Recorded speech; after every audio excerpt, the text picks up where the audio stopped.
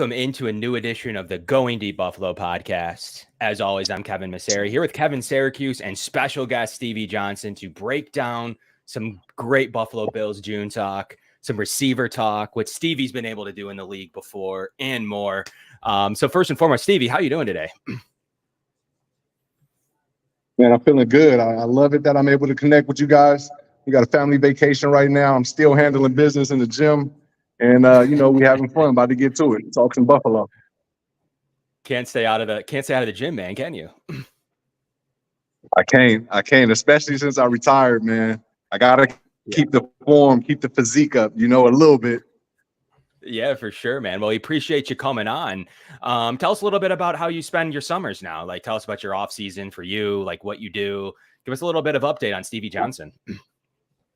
Yeah, brother, it's been sweet. I've made some great partnerships. This year, we made our a great partnership collaboration with the YMCA Buffalo Niagara, and our Red Zone football campaign has taken off. With partnerships from Mendocino County to Florida. We'll have we had our launch party where Kev came through, and we did some good things at Ad Pro facility. It's either Red Zone, it's either my Exposure Academy, training, teaching kids, and just, living my life with the fam. That's awesome, man. So we're excited to have you on here, talk some ball. That's awesome stuff that you do around the community. It's wonderful to see. So that's, we're really proud to have you still focused on Buffalo and what you do around the community. So it's really cool for someone like you to embrace Buffalo after you were drafted here. Absolutely. I was honored to receive the Legend of the Year award last year for being a, upstanding citizen in the community. And it was nothing about accolades or awards. It was just, that was the love that I had. I came from the community where, if I didn't get the love that I got and the lessons that I got from the community, I probably wouldn't have been able to do what I've done, after playing ball. So, it's special to me. It's something I've been doing forever. What's up, Stevie? How you doing? Syracuse, what up, man? Thank you for joining us. And it is about 2:15 where you are, correct? Yeah, 2:13 actually, to be exact. Got to keep it real. That one tray. That's right. So yeah, that's right. 13. You're number 13 here. So it is 8:13 our time. You're in Hawaii. So really appreciate the time for coming on with us tonight to talk about the Bills wide receiver room. Before we get going, do you know what this shirt is? Can you see this at all?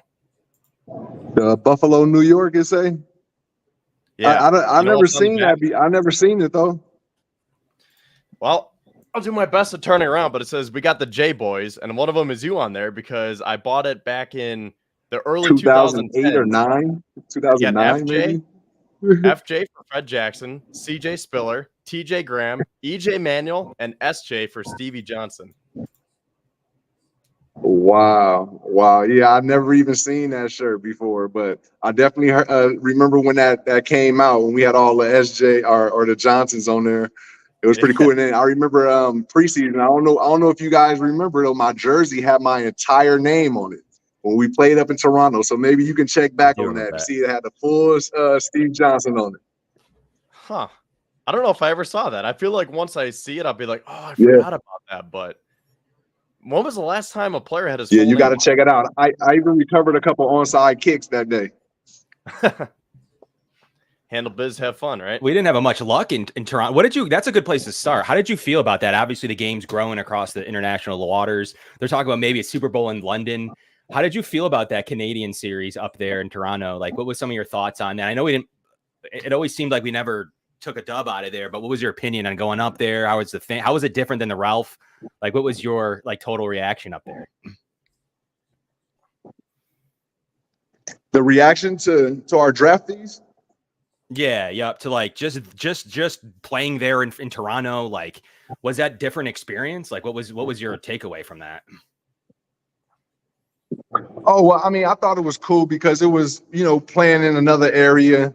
I thought it was sweet up until they were saying we was going to possibly leave Buffalo. Then I was like, let's kind of stop this series because I've built a a special bond with this Buffalo community. And now we moving up to Toronto. At that time, as a player, I wasn't really locked in on, trying to jump spaces and trade, go to different teams. I was locked in on one city and trying to accomplish goals from there. So it was cool as far as experience wise and going to a different place.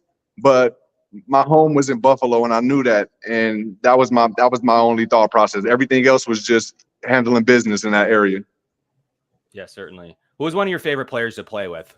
Like, who was it like break down what your like experience was on those teams? Like so I grew up in that era. Like I watched plenty of your games. We were at many of them.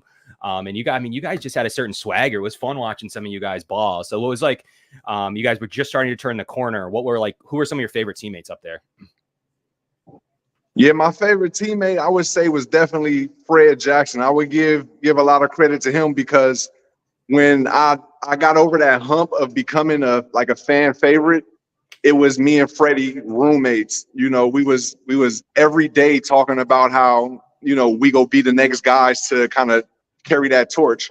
We'll be the next guys to have jerseys in a Bill store. We didn't notice, but we was just like working. We was working at practice in the practice squads, doing the scout teams. We was doing all that, and Freddie was doing this before me.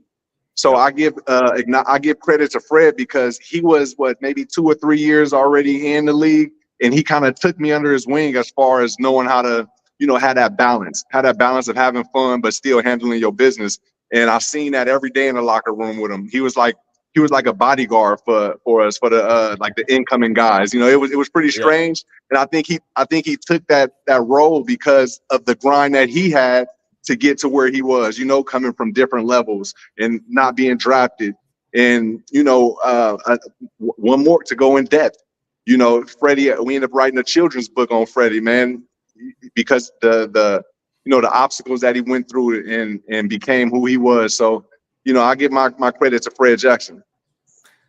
Yeah, he was, he just kind of epitomized what Buffalo's about. And like, he was one of, coming from NFL Europe, like really with the old days of that, like he undrafted free agent, like probably one of the best to do it. Like I think he's really comes down to one of the best running backs in our era.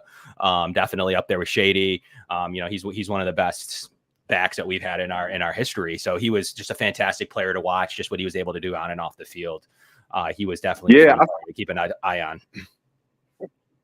I actually feel like a lot of those guys that I played with it's hard to rank them because obviously we wouldn't be at the top considering, our records wasn't as good as these guys now, or going to the playoffs, but it was just something special about these guys and what they had, the Kyle Williams, the Eric Woods, Ryan Fitzpatrick's, we probably won't be at the top of y'all board, but I know there's a place because we had that grit, that Buffalo grit that the city loved.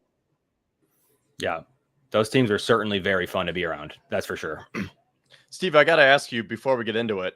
I'm sure a lot of people want to hear about Ryan Fitzpatrick because he was another fan favorite. So what was it like catching balls from Fitz? Because you guys were an electric duo as you put up 1,000 yards in 3 consecutive years. Working with Fitzpatrick, I felt like working with Fitzpatrick was meant to be because first of all, we met on the airplane. I didn't know he was going to be the quarterback of the Buffalo Bills. He was it was like a layover in Arizona. I had like Bills color socks on. He said, "Hey, are you going to Buffalo?" Just a random conversation. And I'm like, "Yeah." He like, "Well, I'm Ryan Fitzpatrick. Come sit next to me." So, we end up. I did not know. Who knew that we become the first to ever go back to back 1,000-yard seasons? Even when it happened, we didn't know that we was doing that, considering the names that's on this legendary franchise. But yeah, it was just something that was meant to be. I say because we both. Well, Ryan wasn't drafted here. I was drafted in the 7th round, where they only saying you either go make it on special teams or you might not make the team. But we happened to become legends of the squad, so it was special. I guess that's a good place to start, is kind of talk about your career and how you put yourself into the league. Like you said, 7th round draft pick out of Kentucky in 2008. And like you said, that is very hard to make the roster.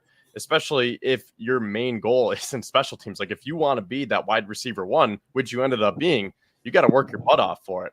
And you became one of the best wide receivers in the game. And to this day, I still say, and I'm not just saying this because you're on with us, like you are one of the smoothest route runners that I've seen when you were able to go on guys like Darrelle Revis, Richard Sherman, and you just made it look easy. So kind of talk about your path to going from that 7th round pick to being the wide receiver one for the Bills. Well, it was a journey that's kind of, it's obstacles, you know, it's obstacles. It's all in our children's book that we created. We have 3 so far, and it's just talking about the journey that you got to take. It's not as easy as you think. You know, a lot of the kids may think you just go from college or high school to college and then go to the pros and you become a number 1 receiver. But it doesn't happen like that. You go from high school. I went to junior college and then had to figure out a way to stay on that team and then make it to the pros, which was 7th round, like we said. And the thing with that is you got to take risks and you got to sacrifice some things. And I was blessed to be able to utilize like my basketball skills and like it's hard for me to say this because I don't want to get misunderstood, but I kind of didn't listen to my position coach because I knew I had to do something different as a 7th round draft pick. If I was trying to do the same thing that these other guys was doing, I would just fit in with them, you know? So I just trusted, you know, my skill, and every day I was consistent with it. I was consistent with those moves, even though I wasn't getting no acknowledgement from any of the coaches. They were saying I was doing things wrong, but when you get open, you know, and then having that connection with Fitzpatrick was huge, you know. So I really want people to understand that bond with your quarterback is great, is tremendous for either a young receiver or a receiver coming into a team like the receivers that we have, you know. That bond with your quarterback is huge, man. And Fitz literally saved me because he could have been the one to say, I can't throw it to him because he's not doing the steps right. He's not, you know, but he stuck with me. So I give props to him also. Yeah. Fitz is just like, you know, Fred Jackson. He's one of the best to do it here in Buffalo, in my opinion. Like he just another guy who just totally he still does embraces Buffalo with his shirt off and he's celebrating in the stands. I mean, he just was somebody that we could rely on. And I mean, really taking down the Patriots when we were able to do that as well was one of the best moments, especially during the Tom Brady dynasty era, right? Indeed. And that was a collection, though. That was a collection of all of us. Remember, we had Drayton Florence came in. Yep. You know, he's another guy that I can say that, you know, he elevated my game a lot to understand defensive mindsets. That's another thing that I'm glad that we even sparked this up, because our receivers, I don't want to say just young, our receivers, man, make friends with our DBs, Kaiers, the Razuls, all of them, Taryn, because they will help you. They will help you tremendously. And I mean, I'm an example of it. There was no DB that can govern. I never thought twice about any DB. You know, it was all because of Drayton Florence, George Wilson, Leotis McKelvin, Stephon Gilmore, all those guys. And I just sat down with them every day at training camp and was just picking their mind and just talking. And I think that helped my skill develop. Yeah, Gilmore. Wow. Yeah, definitely. Didn't you tell me the day that we were in the field house together that you didn't even know who Richard Sherman was the day you're going up against him? I didn't even know. And like, that's the thing that people got to understand. I don't go searching for none of these guys. You know, I just had a true feeling that my skill was just beyond theirs because I'm doing basketball things. And I felt like if they're training for football and I'm doing basketball moves, and there's no way they can guard me. So, yeah, when I first played against Richard Sherman, I didn't know who he was. Our quarterback, what was our quarterback? I can't remember his name right now, but he Tavares Jackson. Yeah. He came to me and was like, Sherm said he about to lock you up today. I was like, who? Like, I don't even know who you're talking about, but he like Richard Sherman. And I'm like, okay, we go see. And then I tested him out with some things, and, you know, we had at it. He had some good plays. I had some good plays, but we went at it.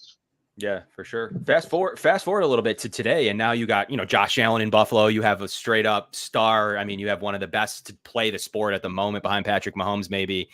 what would it have been like to play with Josh? Like, what would your, like, do you think it would have been much different? Obviously, Fitz had his own talent, and he was, you know, obviously found a nice home here too. But what would it have been like to play with Josh Allen? Like, do you think anything would have changed? Or tell me about, have you got the chance to meet Josh yet? Or Yeah, I got to meet Josh. Josh, he a legendary human being. His family is sweet. And to answer your question, I think it would have been definitely different. It would have been more, I think, you know. I think especially with the time, not just saying his skill set, because I feel like Fitzpatrick got the same skill set that Josh got, you know, as far as being a gamer, a playmaker, a person that's gonna let the receivers make the play. Now I would say it'd be different and more because with this time period, now you're not just getting the ball on third down or second quarter or something like I would. If you look back, I was only getting the ball when it was crucial times or third. You know what I mean? Now you come out the gate and they slinging it, they getting it to your guys. You know, so I think with that mindset and then the way I was getting open, I think it would have just been easy, like dump offs. You know, I'll turn into an extended tight end for these guys and it'd been easy work. Stevie, so I'm curious to hear your thoughts about Keon Coleman, because the day that we were at the field house, I mean, we essentially hit it off from one end zone to the other, where we were talking about the Bills and the Stephon Diggs trade and what we thought needed to happen. So we said, hey, when the Bills do draft that wide receiver, because it's pretty evident that they're going to select one, I asked if you want to come on and talk about it, and you're like, yeah, for sure. So that brings us to tonight. So now that we know it's Keon Coleman, what are your thoughts? Because when you said that you used a lot of your basketball skill sets to get open as a wide receiver, I immediately had the thought of Keon Coleman played basketball growing up, as of late with Michigan State as well. So what can you say about Keon Coleman as a wide receiver and how he fits in with this Bills offense, and how maybe he can use some of those basketball skill sets to his advantage with that height and that size? Yeah, he'll learn it. I just say believe in it. Don't forget about it. Right now he going 100 miles an hour, and it's understandable because they want you to be fast, strong, and this and that. But once he gets settled in, then you'll really see another evolution of Keon Coleman. Right now he is strong, TO type, you know, route runner, catching everything. He got his catch radius is crazy. But once he gets settled in, you go see that boy take off. And along with that, the talent that he's got around him is going to help him take off. You know, whether you see it in year one or year two, we definitely got something special with this roster that we got together right now. I feel like it's a bigger version of what we had like the past 4 years. We just a bigger, stronger version of that, and more. I would say more players. So that being said, you used your basketball skill sets to get open and use that quick footwork to your advantage. But I feel like someone like Coleman is going to use that size as if he's going up to grab a rebound or he's going to dunk. So if they're looking at him as like that big body receiver, that red zone target, do you kind of agree that maybe you use basketball in one version and now Coleman can take it to the next level with that size and that vertical ability? Absolutely. I definitely want to see more red zone work and see exactly how they're getting him open, or if he's getting open on his own. And I say that because when you get in the red zone, everything gets condensed. So if you running like regular routes, you got to have a perfect route for that to work, or you can have a player that can create space on his own, and that starts with timing, understanding patience, tempo. Pacing yourself. If you're going 100 miles an hour in a red zone, more times than not, it may not work. You're gonna need a perfect pass or something like that. But with the skill set that he got and the size and the frame that he's got and the catch radius, he can not do as much. He can do little movements to just set up a DB and park him somewhere, and then have Josh do the rest, because you got a guy he's an elite quarterback also, you know. So you don't have to do too much. I hope he understands that he don't have to do too much. It's just play your game and it's go shine. He go shine through. Yeah, it kind of reminds me of a similar situation. Well, obviously in your draft class, you had a second-round draft choice by the name of James Hardy. Do you remember what he was? I mean, that's basically what the Bills at the time were thinking from him, right? I mean, is there any correlation there? Yes, I understand what they was thinking with having a big receiver and wanting to have red zone things like, but you got to understand there's skill types, you know, Yep. and not to take anything away from my brother, rest in peace, James Hardy, but Hardy, he was straight line, you know, he was a vertical guy. He wasn't really to come to balance, lateral, shake somebody, do a little hezzy. You know what I'm saying? He wasn't that type. And I feel like in a red zone, that's what you need. You need somebody that can space create, as opposed to just being a straight one level type of guy, you know. And we've seen that these past couple years. Again, like I don't want to throw. I'm not trying to throw no dirt on nobody's name or anything like that, but it's obvious when you look at the player types. With Diggs and with Gabe. Now, yeah, they're gone. Those are my guys. I still love them. But we was having a hard time in the red zone because it's not space creating. It's route running. You know what I'm saying? Yep. It may be foreign. It may be foreign to what I'm saying, but you got to have space creating when you get inside that 20 or 25. And I love what the Bills are doing with having these tight ends that they drafted the past 4 years or 3 years, because we got big body space creator tight ends. Our receivers.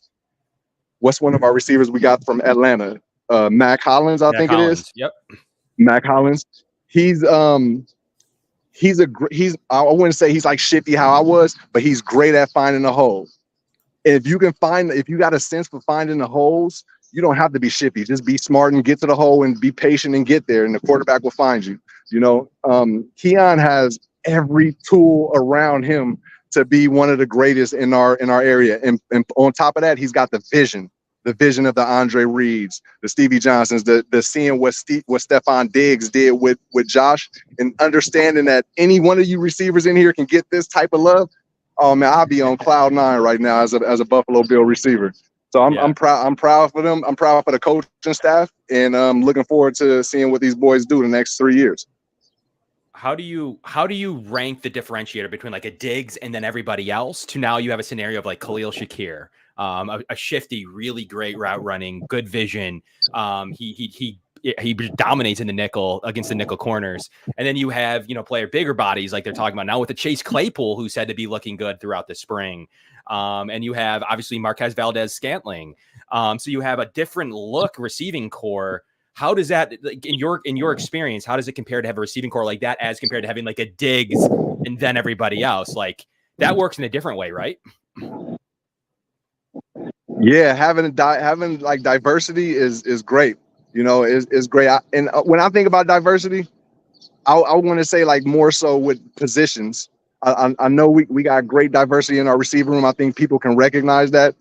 I've yet to see a true space creator, but I still got to watch more tape. I still got to watch more film on it. I know in our tight end room we have some space creators. In our receiver room, I've seen the skill set there, but I don't know if they really like, what I'm saying? I don't know if they're utilizing it just yet. I just want to see more competition against DBs and stuff. But no knock at all to what we got in our room. We definitely got a good room. But when I say diversity now with different positions, the running back room is crucial. The offensive line room is crucial, when it comes down to having other playmakers. And I love what we did with getting James Cook. I couldn't believe we was actually able to get him when we drafted him. And then getting Ray Davis. Come on now, Ray Davis and Frank Gore Jr., who's hungry and feeling disrespected. Bro, I feel like our team. Do you remember when we first got Stephon Diggs and it was like, yo, we got Stephon Diggs and he's had no injuries. He's ready to prove himself. This is great. I feel like we got 7 Stephon Diggs right now on this team. Like so many people ready to prove themselves and be a part of this historic Mafia family. So I'm excited. I'm excited, man. Well, Stevie, I think that's a good transition because, I told you beforehand that the basis of our conversation here tonight is how we see this philosophical change in the Bills offense. And something that we've been talking about right along is that the way I see it, at least, and I think Kevin would agree with me, is that ever since Joe Brady took over, I think that this offense wants to be more well-balanced because they were too one-dimensional last year. And you heard how Joe Brady talked about that a couple of weeks ago. He said we need to be two-dimensional. So I think that they want to use the running game to set up the passing game, because too many times teams were just teeing off on Allen and Diggs because they knew what was coming under Ken Dorsey's offense. So now I think you mentioned they drafted Ray Davis. They have James Cook. They brought back Ty Johnson. They're going to run 12 personnel again with those 2 tight ends. They totally built up the offensive line, and they really only lost Mitch Morse, but they drafted 3 guys. They signed La'el Collins. They brought over Will Clapp. So they have a lot of pieces, and now all these wide receivers who on the outside looking in, the football world is probably saying, what are the Buffalo Bills doing? But I really think that this is a smart approach, because it's going to be a wide receiver by committee approach. And, you talked about those space creators with Khalil Shakir, Curtis Samuel, KJ Hamler. We talked about the running game and the tight ends. And I think that they're going to have these big body receivers, Keon Coleman, Matt Collins, now Chase Claypool. And who's the other one that I'm forgetting here? Because they had 4, Justin Shorter. So they have 4 guys who are 6'4" and 220 pounds or more. So I think those are going to be the run blockers. They're going to help pave the way, and then they're going to use their size to their advantage, go up and make the tough contested catch. And I think what you're going to see from the defense is they're going to respect that, and they're going to come up and say, hey, we really need to pay attention to these weapons, and we need to respect their running game. And once the defense comes up enough, that's why the Bills signed a guy like Marquez Valdes-Scantling, because now he can take the top off. So I think this is going to be a very well-balanced approach, and I think that's pretty much what you're getting at too, right? Man, absolutely. This team is stacked. I can't wait to get on Madden and play with them again. It's going to be unbelievable this year. I just want them to not be competitive with each other.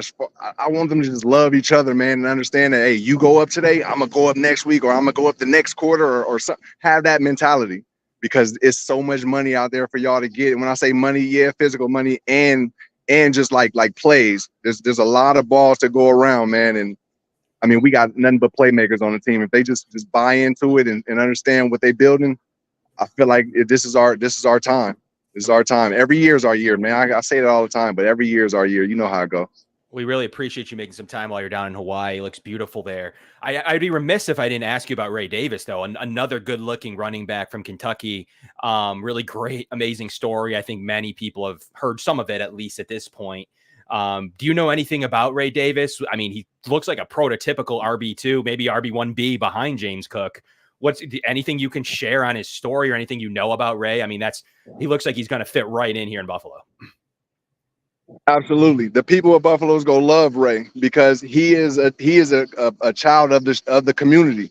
He came from the streets, and unfortunately, when I say came from the streets, it wasn't he had a hard time. No, he was literally a homeless kid, taking care of his fam, and made it out of the same area where I'm from, San Francisco, California, man. And going to Kentucky, becoming a Heisman candidate, man, then getting drafted. I couldn't believe that he got drafted. Actually, a Kentucky Wildcat got drafted to the Buffalo Bills, and the last Wildcat was me.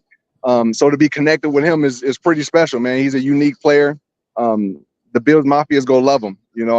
I would say I would compare him to. All right, I don't want to go too far, but I'm saying if he can develop into it, he can be like a Le'Veon Bell, how he was. He can be patient, get us that 4 or 5, and then just by committee, like you said, bring in Gore, Frank. Not Frank.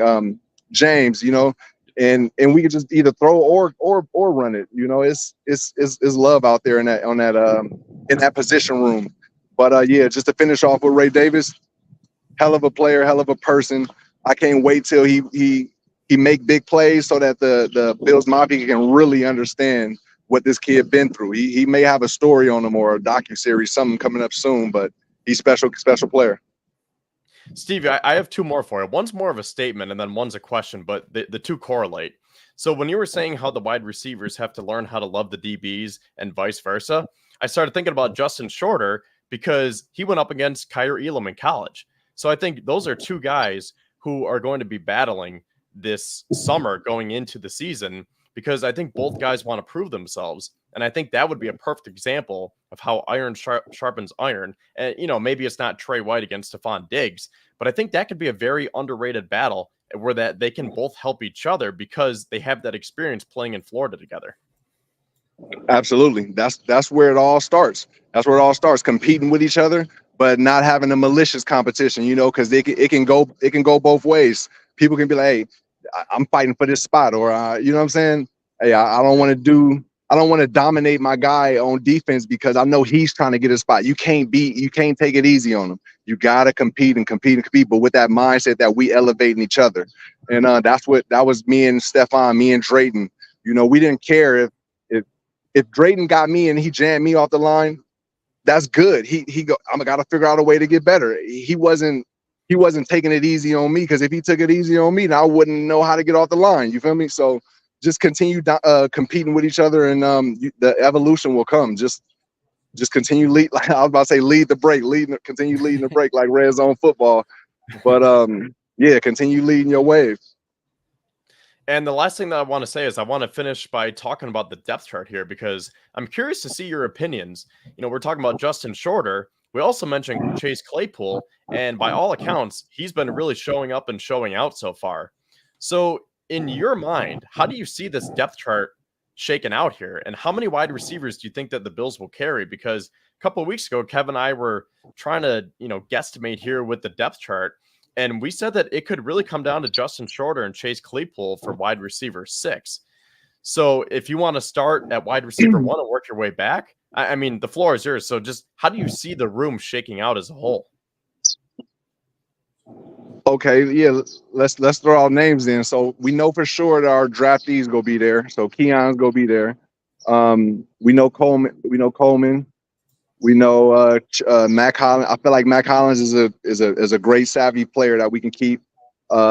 Obviously, our addition with a Super Bowl champion. For us, Claypool, Shorter. Well, there's and then Curtis we have Samuel, KJ. too. Do we have any practice squad eligibility? Let's just pull up the depth chart here, and we'll go on. I mean, because the Bills have. He will. Shorter will definitely have practice squad eligibility. That's probably where he's likely to fit. But hey, if he has a great camp, I mean, he could win that job. But Shorter would have that practice squad eligibility for sure.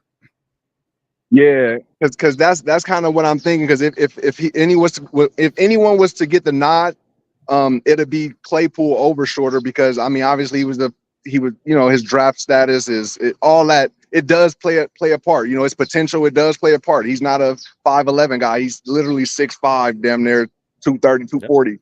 You know, how could you pass that up? And if he's showing that he can make the same plays that Shorter's making in practice, Claypool's going to get the nod. You know, it is what it is. Shorter got to continue to grind and bust his butt, because anything can happen any week. And just don't be discouraged at all, because he can still be a stud on the squad later on or somewhere else. You know, we hope it's not somewhere else, but it is what it is. It's not the end of the world for you.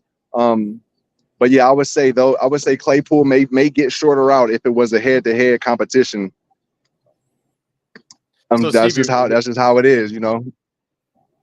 Would you agree then that it's Keon Coleman, Curtis Samuel, Khalil Shakir as the top 3? Yeah, absolutely. Okay, absolutely. So then I would throw in Hollins. I would throw Hollins in after that. And MVS? Valdez Scotland. Yeah, I would say he would stay. And yeah, KJ, Chase, and Shorter, they fighting for position. And whatever undrafted free agents we have, y'all still not out the picture either. Y'all can make it. I mean, I don't want to say this either, but injuries happen, you know. But at the end of the day, I was a 7th round draft pick, 224. Nobody at that time, definitely no 7th rounds was making a team. Hey, go out and do what you do, man. It's your world. Why not you? Shout out my boy JK. Why not you? Yep. Yeah, shout out to Terrell Shavers, a guy that's been really impressing to the camp in camp last year, and is said to be making a push in special teams. So Shavers as well. But yeah, look at what you were able to do. And then obviously you got guys like Puka Nacua in the 5th round. But I mean, he's as good as anybody is in the league. Yeah. So yeah, absolutely right. Yeah, well, yeah, it's a lot of opportunity. They just got to stay focused, stay locked in. Don't get your mind distracted off of the write-ups, the naysayers and things like that. Just understand that the Bills have a plan, and do whatever you can to stay in that building. Do whatever you can, whether special teams, practice squad. I love practice squad. I wasn't officially on a practice squad, but that's where I was able to, work on the moves that people wasn't teaching. It was during those scout team sessions. So just enjoy it, man. Y'all in a hell of a time right now. Enjoy it. So just so we're all on the same page, if I were to put these wide receivers in tiers, you have Coleman, Samuel, Shakir, Mac Hollins, and MVS, wide receivers 1 through 5. And then it looks like Chase Claypool, Justin Shorter, and KJ Hamler will be battling for wide receiver 6. And then if they do decide to keep that 7th, or if there's someone who just really surprises in training camp, there still is Andy Isabella, Tyrell Shavers, like you mentioned, Brian Thompson, Lawrence Keys, and Xavier Johnson. So it's going to be a battle this summer. Hey, I'm looking forward to seeing them go to work, man. I can't wait to see them battle against the DBs. I can't wait to see them against the preseason opponents. Because you named some names I forgot about. I forgot we had Andy Isabella. I've been checking him since he was with Arizona Cardinals. He's got sweet moves. Man, that's another guy that can make it. Xavier, he showed great skill coming in. It's great. It's great for us to see right now. I'm looking forward to St. John Fishers. Yeah, awesome. Stevie, last question we got. Someone wants you to come out of retirement. You still got those moves that made you famous back in 2010? Oh, yeah. I can get a couple first down. Hey, red zone killer.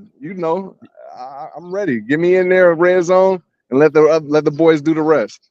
Yeah, you have a lot of fans in the comment section for sure, but we really appreciate you coming on. Anything you want to shout out that you're working on up here? I know you mentioned stuff at the beginning of the show, but anything you could tell our community about what you're working on, anything people can help support you and your missions, anything going on?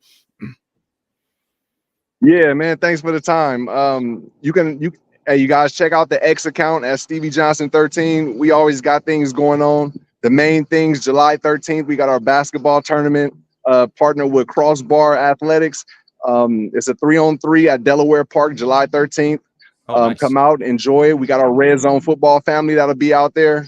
The 12th will be at AdPro facility again with the YMCA, with our new partnership with Red Zone football. So, I'm looking forward to that. And go Bills and go Bills backers around the world. Shout out to all of them too.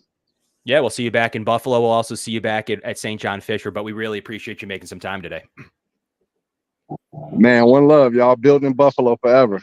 Thank you, Stevie. Appreciate it. Thanks, Stevie. Appreciate your time, man. One love. So that was Stevie Johnson, one of our favorite guests of the show. Really great. Kevin, what did you take away from that? I mean, really some really good insight on the Bills roster, the Bills receiving room. Broke down tight ends and running backs, something we forget about here when we talk about. We try not to, but we talk about them as well. So I want to get your opinions on what Stevie had to say. But first and foremost, we want to thank you to our show sponsors, the Summit Center, for some of the best autism care in Western New York. And we also want to thank Dave Dengler and the Larson-Timko Funeral Home as well. Larson-Timko Funeral Home offering 100% fully guaranteed price and pre-arranged funeral plans with live streaming available. You can give them a call at 679-9000 or visit their website at larsontimkofuneralhome.com. There we go. Kevin, what are some of your opinions? I wanted to ask him if he thought the Bills would go out and maybe if he thought the room was completed. That was one thing I was maybe curious on his opinion, but he did mention that maybe a space creator, right? Who fits in my space creator mold? Deebo Samuel. But I mean, he might've had some insight into that, but we didn't want to take up any more Stevie's time. Kevin, what are your takeaways from that? Yeah, I think it was pretty cool because I think his viewpoint aligns with ours. And, or you could say our viewpoint aligns with his, which is pretty cool to think that we're on the same page as a former NFL wide receiver, because we've been talking about this philosophical change right along. And Stevie kind of set us up where I was like, I think he's pretty much gearing towards what we've been saying. And that is being that well-balanced offense. And it's going to be a wide receiver by committee approach. And they're going to use the running backs and the tight ends. And then they're just going to compete it out. All the wide receivers. I mean, how many are on the depth chart here that we just listed? 13. 3, 6, 9. Yeah, 13 wide receivers. So I think they're just going to go to camp and battle it out. So I guess my main takeaway is that I think Stevie is in agreement with us in how we see this philosophical change taking place here for the 2024 Buffalo Bills. And I'm going to hang on to his mentioning a space creator. I'm going to hang on to that for a little while. Because I was, me, I've definitely been on that page where I think the Bills have solidified the 6'4" and above receiver with MVS. Obviously Chase Claypool, who said today to be one of the best receivers in OTAs, in camp, in mini camp so far. We'll see if he's able. He needs to translate that into the summer. That's really where you're going to make the roster. So we'll see if he's able to keep that momentum going. But obviously Keon Coleman, Mac Hollins, Terrell Shavers. So I think that they have that style completed. And obviously they still have a great slot receiver in Khalil Shakir, and then Curtis Samuel. But he did mention a true space creator that leads us into the other part of our show, which is potential free agent additions. But I still find that very interesting where, and then obviously Justin Shorter too. And I didn't mean to forget Justin Shorter. He's very much in the battle here in one of those positions. And as Stevie said, maybe him versus Claypool, as we've been talking about for a couple weeks now, with most likely, I agree with him. I think it's Claypool, but Shorter could certainly play him off the roster. I don't think it's going to happen. But if he does, the Bills could see the youth, the contract, the special teams ability from Shorter. It's still possible. But I do agree with Stevie. I think it's going to go to Claypool with Shorter on the practice squad. That's exactly how I have it playing out. And then he mentioned the story about Ray Davis. So there's been a lot to take in with other weapons on the Bills roster that isn't just from the receiver room. And he made sure to mention the tight end group. But that space creator, Kevin, that's sticking out in my mind, leading us into an acquisition time. Do you think, we've talked about this for months now, but do you think that there's a final acquisition now with the $10 million to officially freed that could happen? Do you see that to kind of cap off Stevie? Do you see that in the receiver room? I do not. Okay. I think that this wide receiver room is set as it is. Okay. And again, I know that this might sound weird looking from the outside in, but I really think that Marquez Valdes-Scantling was like the exclamation point to this offseason for the Bills. And I talked about it last week with Lance Nelson when he joined me. I think that with that extra $10.2 million that they got on Saturday from the Trey White release, I think that cornerback is the most, I guess, maybe not popular because maybe a lot of people haven't been talking about it, but I think that corner makes the most sense for the Bills to go after here. I think that they could use a veteran corner to kind of pair with Kaiir Elam on that back end there. And you have Rasul Douglas and Christian Benford, but you don't want to have a situation where you're pulling AJ Klein out of the RV again. And I know that he plays linebacker, but the point remains. And that's not a slight at Jamarcus Ingram, but I just think that you want a little bit more experience and a little bit more depth at that position, first of all. And I think you also want to find someone who can kind of take Kaiir Elam under his wing, because this is a huge summer for Elam. So I think that if there's a position that the Bills are going to address, it's going to be a cornerback, maybe even a safety. But I think I've moved on from the wide receiver talk because I really think that they have the pieces that they need in place already. Yeah, and kind of wrap it up. It was really good to kind of wrap with Stevie's opinions on the receiver room. Obviously, he does his best, and he's really great at breaking down his film and what he sees from his days. One of the savviest route runners to ever do it. I like this here. I mean, injury history side, Deebo Samuel makes too much sense. He's one of the best rack in football, disciplined in terms of wide receivers that block for the run. He can also play in the backfield. Literal quote from Joe Brady matches up with Deebo Samuel. I don't think it's out of the question, but you're right. MVS could have been the final piece of the puzzle. But I think if you're at a certain level, though, see, I agree with you where I don't think anybody moderate or like a Terrence Marshall from Carolina, something like that. I don't see that. I think those are all officially out. But a tier one guy, when you were breaking down the tiers, I don't know that they're going to necessarily pass that up if the price is right, especially because, some of these receivers may not be here next year. So there is definitely some of that element to where next year you're going to have Keon Coleman under contract, obviously, and Khalil Shakir, on his final year of his deal too, next season. So there may be some of that, like thinking of the history there. I think you may be right where they're done in that room, but I'm not counting out the space creator, the number one potential receiver that could come in and make a difference with Josh Allen, but we'll have to see. But leading to a more realistic possibility at the moment might be to kind of talk about what you were bringing up is how do we prevent a situation to where we're not bringing guys off the RV in playoffs against Patrick Mahomes, especially at the linebacker position against the Kansas City Chiefs and Andy Reid, who's known to attack the linebacking position. The Bills were at the weakest position was the unit that they attack. And it's just super unfortunate. It reminded me, Kevin, of the Sabres when they lost their defensive core in the playoffs. It was very similar to there's only so much you can do with that defensive core for the Sabres. Similarly to the Bills, Andy Reid and Patrick Mahomes are going to attack that linebacking core. They just couldn't keep up. Even Dodson was out of the game at times. I mean, it was a wreck. It was an absolute mess at the linebacker position. And the Bills have since fortified that. They continue to make sure that linebacker position is fortified. And it has been fortified lately. They actually waiving Tommy Doyle with that injury designation. So we'll see if there's a possibility that Tommy Doyle does return. We appreciate Tommy for coming on our show and everything he's done in the Buffalo community. So we hope for the best with Tommy and what he's going to be able to do. Hopefully, maybe some type of a return. But the Bills were able to continue to add to the linebacker room. It's another undrafted free agent in Shane Simon. But Deion Jones is there. Nicholas Morrow is there. Balin Spector, Dorian Williams, not to mention Matt Milano and Terrell Bernard as the starters. That's a completely different unit that I think is now fortified. But to your point, do you think corner is now the room for officially that this money is they're going to spend this money. So I don't think they're going to go in the season with $10 million. Is you think it's going to go to corner officially? I don't know if I'd say officially, but I just think that it makes the most sense because when Lance was on with me last week, we kind of ran through all the positions, position by position, and by process of elimination, we came back to the corner position.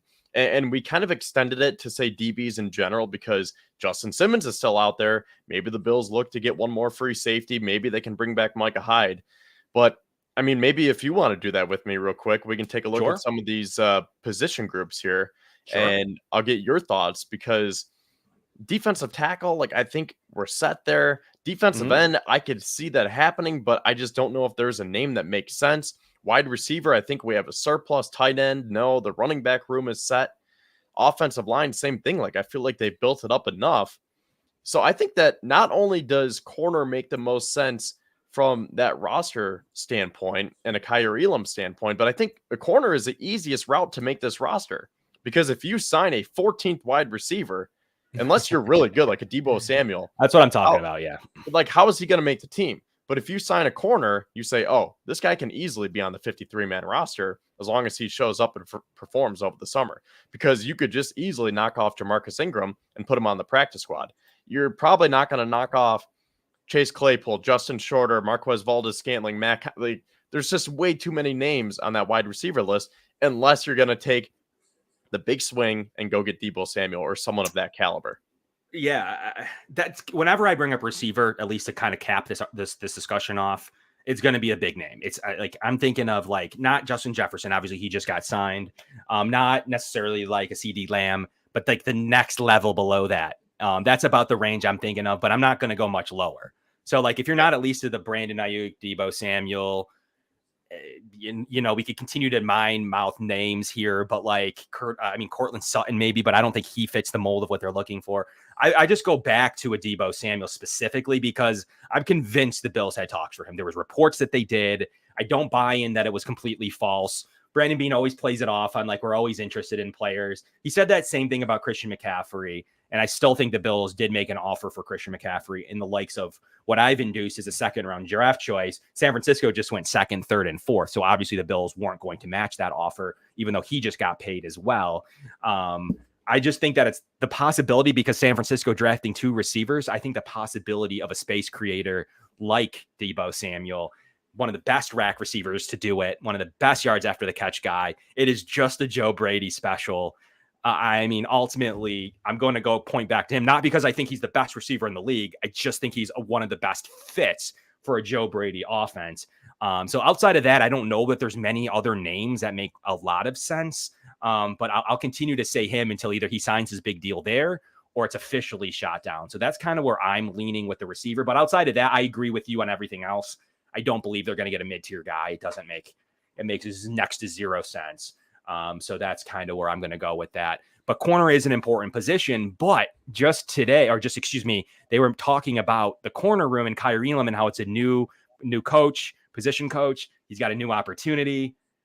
The sky's the limit for him right now. He still has time like AJ Epinesa did to turn this thing around. He's shown really great flashes. It's not like he's been a bust.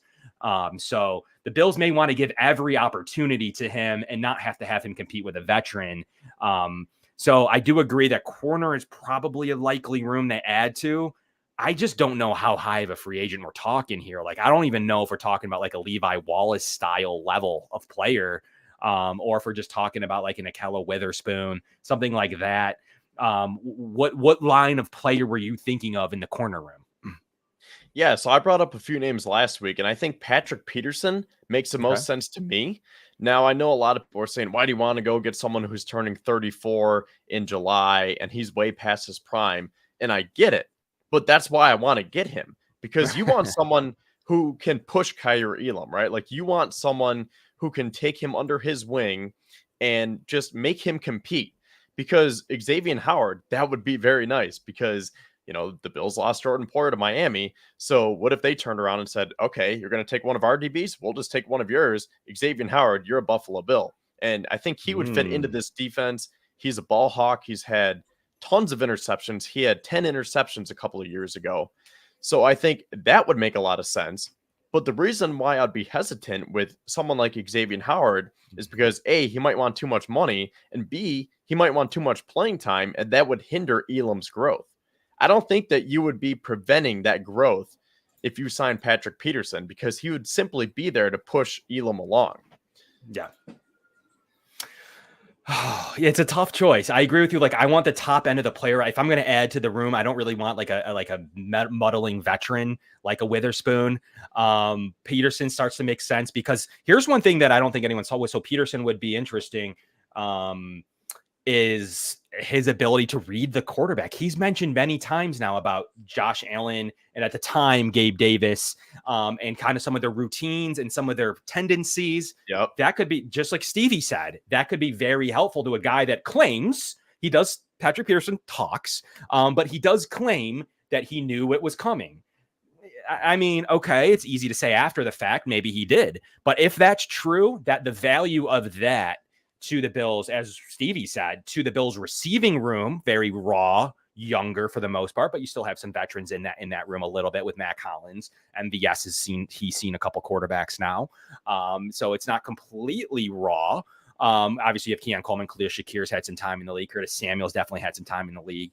So it's kind of in the middle, but a veteran like Patrick Peterson or Micah Hyde or both could really come around in terms of what you're talking about with that veteran presence. So Stevie mentioned like that corner, the best competitions are the corners to the receivers of what you can learn from a cornerback. Patrick Peterson does seem to check those boxes. Is that were you thinking of that, or were you thinking more of his on the field ability? Yeah, I think a little bit of everything, because he can help Elam pick up on things like, hey, like when the quarterback does this, or when the wide receiver does this, you turn here. And you could say that Russell Douglas could be that veteran in his ear. Christian Benford is, the same age. So Benford was a 6th rounder and he's starting. Elam was the 1st rounder that the Bills traded up for, and he's behind him on the depth chart. So that's kind of a wash. I think Russell Douglas has too much on his plate being that CB1. So I feel like you would just want to get someone on that back end who knows he's not going to be a starter. He knows he's past his prime, but he'll say, okay, I'm going to help Kaiir Elam, and if you need me in an emergency, I'm ready. Like, think of Josh Norman, but better. Okay. Yeah, you're right. I think ultimately that but will he come into Josh Norman was on the practice squad, so that's ultimately like, will he come in right now at his age to be corner? I know you'll consider corner 4. I'll consider it corner 5. You're talking Peterson? Yeah, Peterson. We're talking Peterson. I don't know if that's going to be a seller. If he's going to have to be promised some sort of like, nah, you're going to be above Elam, you're going to be the first guy in. I don't know. That's what's interesting to me about the corner room, is that you do have Benford, Douglas, and Taron Johnson, your 3 starters, who are by all accounts are top 15 corners by every metric: separation, ability to prevent big plays, completion percentage, like a lot of metrics out there, whether you use box scores or advanced stats. So, and then you have Elam, who they really like, as we've already talked about. Like, that's where I struggle with the corner room, but I agree with you. They need someone. So that's really where I struggle with corner, where someone come in and be either boundary corner 4 or total corner 5. That's really where, who would that even be? But you're right. If Peterson would take that role, it makes sense. And think about it this way too. You might have already tried to make this point, but the Bills lost so much experience with Trey White, Jordan Poyer, and Micah Hyde. And who'd they replace them with? The oldest option, I guess, is Mike Edwards, and he's what, 27? You have Taylor Rapp, he's relatively young. All these guys Cole are Bishop, either like Cole Bishop, he's a rookie. Mike Edwards and Taylor Rapp, mid-20s, and then Elam and Benford, very young. Rasul Douglas is in his 20s, right? Like late 20s for Douglas. Yep. Yeah, so I mean, they really don't have that experienced voice in the DB room. I'm looking at the depth chart here. DeMar Hamlin, D. Delaney, Jamarcus Ingram, Cam Lewis, Daquan Hardy, who they also drafted. So is Douglas the oldest DB on this team right now? Taron Johnson? I mean, we still think of Taron Johnson as a young kid, but he might be one of the oldest DBs right now. You know what I mean? So I feel like they just need that calming presence, like that calming voice, because the other point is defensive backs are very, very important in Sean McDermott's system here. As much as it starts with the defensive line, like it is so vital that they have DBs who know what they're doing. And again, if you're going to lose cornerstones of your franchise between Trey White, Poyer, Hyde, and just the whole collective system, I think they really need someone who can kind of like tie that down and hold it down while these young kids continue to grow and understand the system. What do you feel about this? According to Spin, the best thing for Elam is him getting his playing time, so adding another quarterback is probably the worst thing for his career. Do the Bills agree? Or do the Bills say we can't rely everything on Elam? If something happens there, or he gets hurt, or he's not showing out, they're very weak behind him. The Bills are very strong to me, corner 4 and above, but they're weak behind it. So at what point? I'm not saying every team has 5 cornerbacks, though.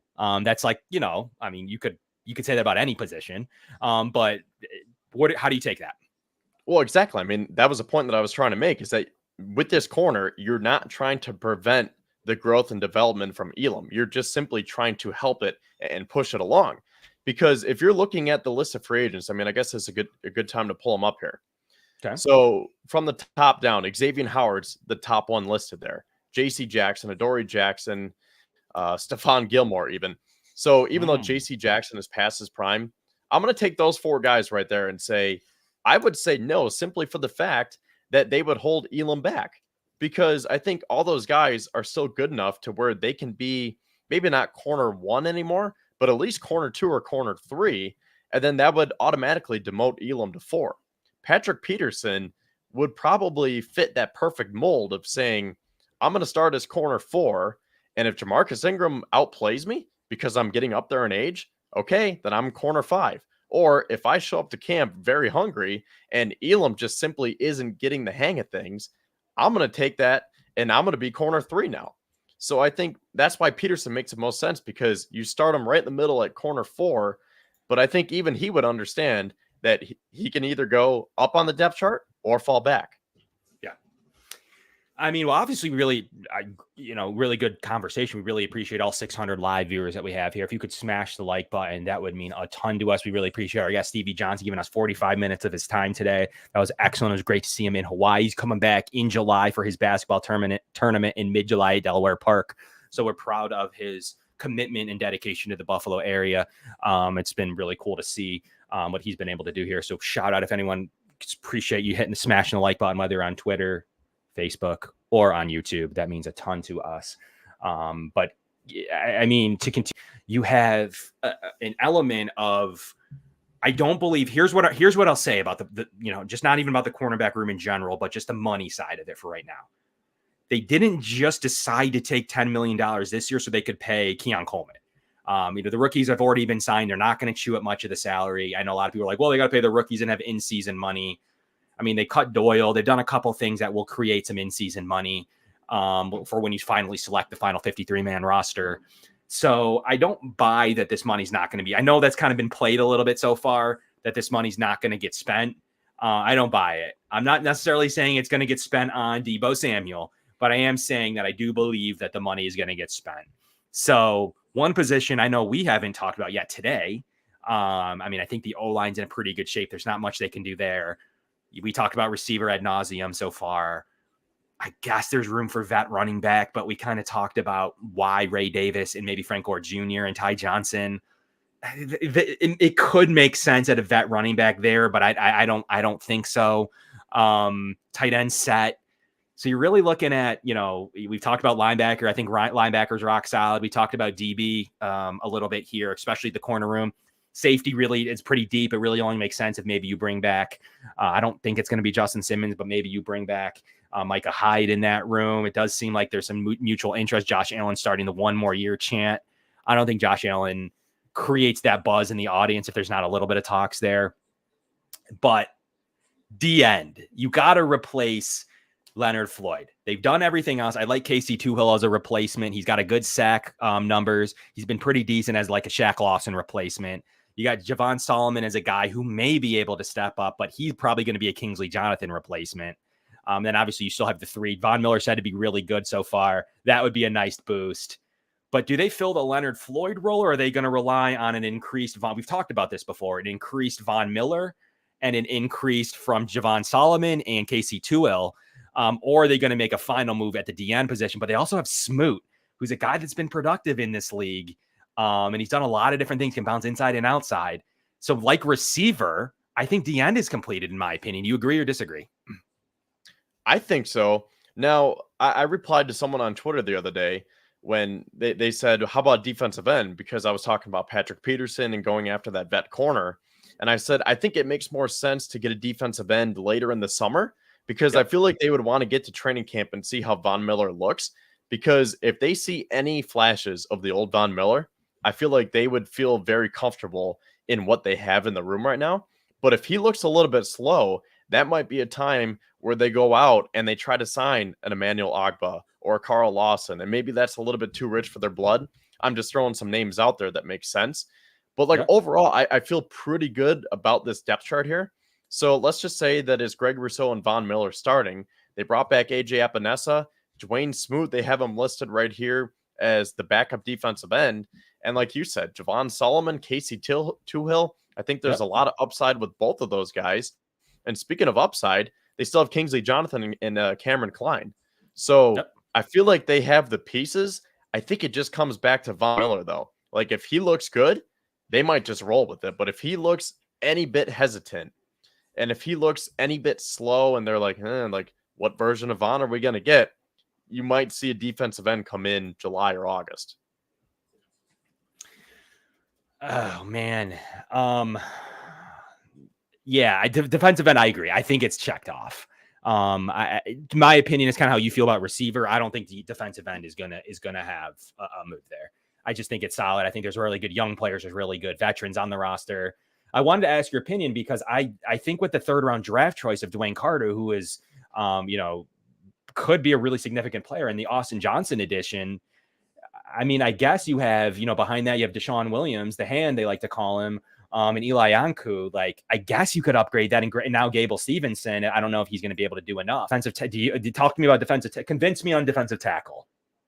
I can't, because I think it's set right now. Okay. Like that top 4 is what we're going to see from now until the end of the year, barring an injury. Like, I think you have Daquan and Ed Oliver as your starters, and then Austin Johnson and Dwayne Carter. Like, that is a very, very good top 4. And then Eli Ankou is just that classic example of the guy who bounces back and forth between the practice squad. And if there's an injury, he can fill in as DT4, something like that. And with Deshaun Williams too, like, he, I think, has some upside. He played in Carolina. Was he in Denver at all? Why do I feel like he played in Denver a little bit? Who in Denver? Deshaun Williams play in Denver? He may have had a short stint there, but not quite familiar if I know he did. Yeah. 2020 to 2022. Yep. He did. Cincinnati, Denver, and Carolina. Yep. And he's been he was fairly productive. Everyone's sleeping on him, not thinking he's a defensive tackle 1. He's not. But he is a DT4, DT5. Like, he really is a rosterable player. Probably beats out Eli Ankou. Like, he's on the roster. So I agree with you. I don't think anything's done at the defensive line position. Defensive line or defensive tackle? Both. D and D tackle, either or. I don't think they do anything on the defensive line, I guess I should say. Okay, I'm going to say no for now, but again, that could change in a couple months based on Von Miller. Okay. So I think that does go back to, like, the money being spent on a corner, like a corner 3 or 4, whatever you want to call it, corner 5, or on safety, I guess, if there's an upper end guy. But I kind of feel that way about receivers. So maybe, Kevin, there is a veteran running back that could make sense But I do think that Brady's going to be loyal to his draft choice in Ray Davis, his undrafted free agent, and Frank Gore Jr., and then his own player that he's kind of developed a little bit in Ty Johnson. I don't think it's because we've been talking about two-dimensional football. Like, you think it's crazy that something happens at running back? Where do you leave running back? I'm good, but like I wouldn't be shocked if they decide to upgrade somewhere. Okay. I was going to say, let's talk about some more pieces on the offense. I think Yeah. offensive line we could talk about, and running back. I was going to bring that up because there are some more names on the defensive back front that I do want to talk about. Okay, let's hear them. So we'll kind of work our way back because, again, same thing with the last week. It's just kind of like that process of elimination where you're like, oh, like maybe we could use another running back. And then you go through the names, you look at what's available and what you have on your current roster and depth chart. And you're like, hey, you know what? Maybe not so much anymore. Like Kareem Hunt. Would you take Kareem Hunt? Yeah, I would. He's a touchdown machine. He's a touchdown machine. Yeah. And he's good. He is a good red zone player, to Stevie's point. Like, the Bills adding red zone players. He's a really good red zone player. Is he still good between the 20s? I mean, he's a good receiving back too. He makes sense. He makes sense. He does. And Brandon Beane's been interested in him in the past. He has. I could see it. It's just like the way that I've seen them construct this. I feel like you have James Cook as your feature back. Ray Davis as a complement. Yeah. Ty Johnson is that RB3, can do a little bit of everything. Darrington Evans, okay, fine. Not wide receiver 4. Running back 4. And then Frank Gore Jr. So, like, I don't know. What's the route to making this roster if you're a free agent running back? Now, Kareem Hunt is Kareem Hunt, so he's probably going to bounce off Frank Gore Jr. and Darrington Evans immediately, right? Yeah. But yeah, he would. You're not going to cut Ray Davis. I don't think you would cut Ty Johnson. So, I mean, is Kareem Hunt going to be a running back 4 here? He kind of was when he was signed. Like, I mean, look, like the Bills could play the card of this, Kevin, ineffectiveness and injury come training camp. Then they're going to say, well, things changed. See, I told you we weren't going to actually spend the money, but X circumstance happened. That's why we saved it. So I think it is fair to assume, like, we have this money. We clearly saved it this year because the Bills could have just cut him and taken the dead money this year on Trey White, not have to hold that money till June 1st, not do any of that kind of stuff, and then just been off the books with it next year. They actually, believe it or not, void yeared it by pushing some money into next year with his dead cap. So the Bills wanted that money this year. But I think they're going to play it off like, well, we weren't going to spend it, but X thing happened and Ty Johnson wasn't very good. He fumbled, whatever. You get what I'm saying? And then they're going to go and go Kareem Hunt, or then they're going to go and Kyrie Elam is not being effective, or they just need to make a replacement. I think that could be the way they're leaning, or the receiving core looks. This receiving core looks awful. Beside maybe like a guy or two, like they need to go and make a change. They would have that flexibility there, or the defensive ends aren't really filling the void, in their opinion, for Leonard Floyd. So, like, I think it's tough to say, like, I know it's June 5th now, and it's post June 1st.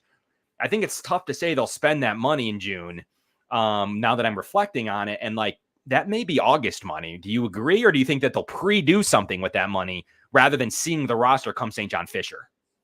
Yeah, I think it's more likely that they want to take this into, obviously we're in OTAs now, rookie minicamp next week. And then if there's nothing done after that, it's probably more likely than not that they're going to take this into training camp and say, you know what, let's just see what we have.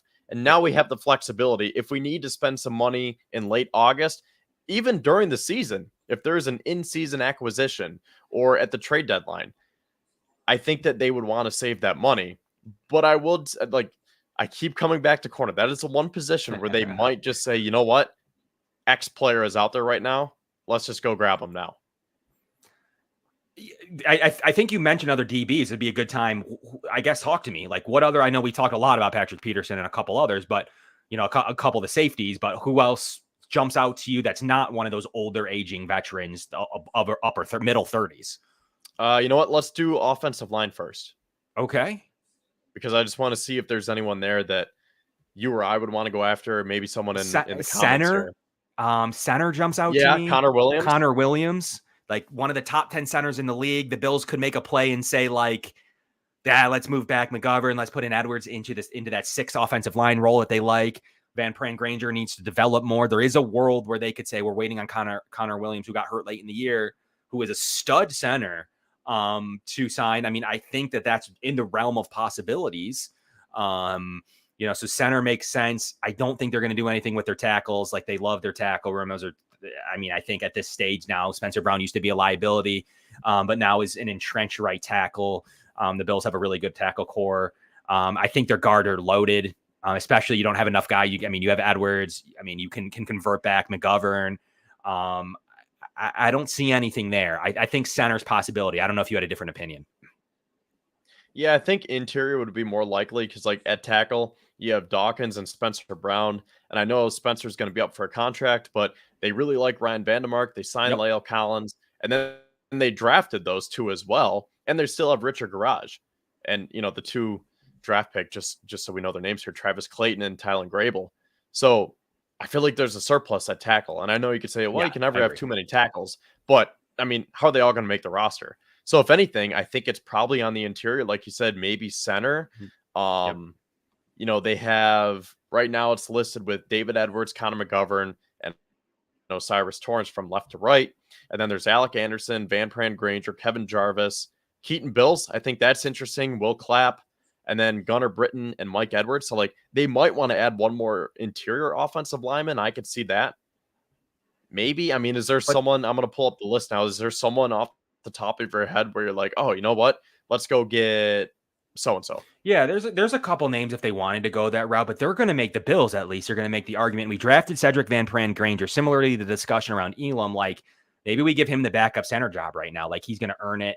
At any of these positions, they could just determine that they're going to go and spend money at it because these guys were not what they expected in camp. So I think that's always on the table. That could be on for that could be said for most positions.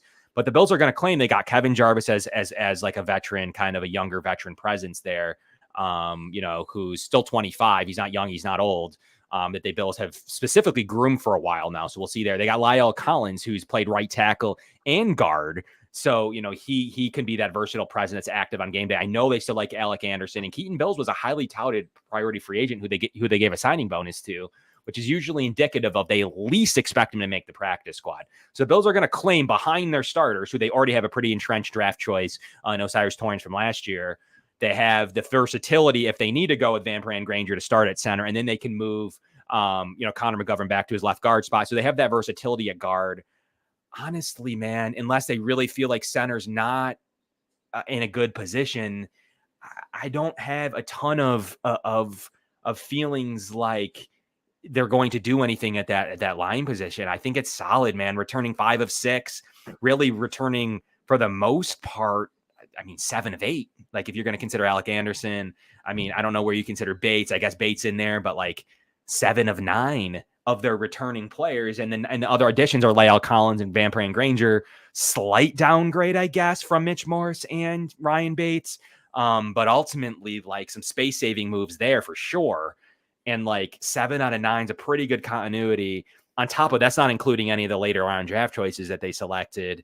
And Keaton Bills are undrafted free agents. So it's possible the Bills could decide, but they kind of already have those veteran spots entrenched. I think they want to see Van Pran Granger. They want to see someone that almost made the team in Richard Garage.